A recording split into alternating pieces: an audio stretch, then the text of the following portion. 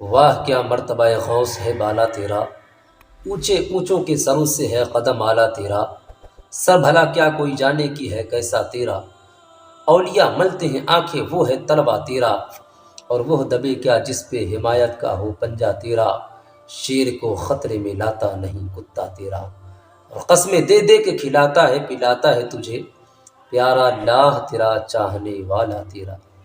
سرکار غوث اعظم رضی اللہ تعالی عنہ جب آپ علاقے میں زیر تعلیم تھے تو آپ کا ارادہ بنتا ہے تعلیم حاصل کرنے کا، بغداد جانے کا، تو آپ اپنی والدہ محترمہ کی بارگاہ میں حاضر ہوتے ہیں، عرض کرتے ہیں کہ اے امی جان میں بغداد جانا چاہتا ہوں تعلیم حاصل کرنے کے لیے۔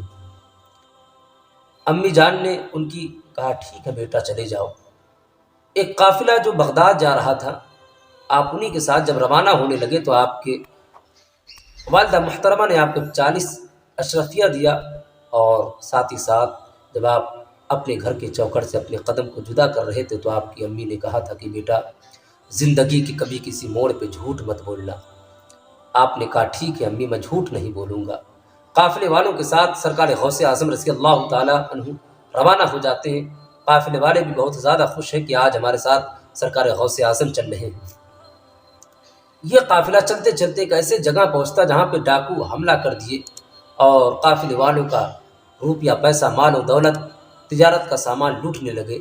ایک ڈاکو سرکار غوث اعظم کے پاس بھی آیا، آنے کے بعد کہتا کہ اے بیٹا تمہارے پاس کیا ہے؟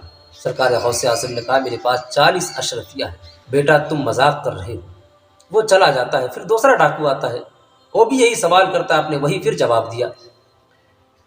پھر وہ بھی چلا گیا، اور اس طریقے سے وہ سارے لوگ مال لوٹنے کے بعد اپنے سردار کے پاس جاتے ہیں۔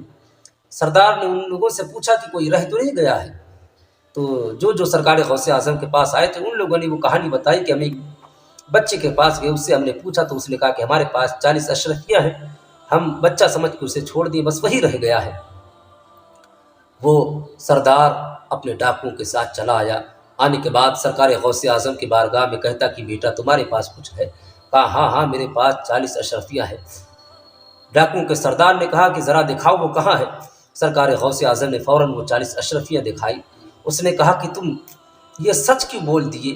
تمہیں جھوٹ بول کر اپنا مال چھپا لینا چاہیے تھا۔ عام طور سے لوگ اپنا مال و دولت چھپانے کے لیے جھوٹ کا سہارا لیتے ہیں، تم نے جھوٹ کا کیوں نہیں سہارا لیا؟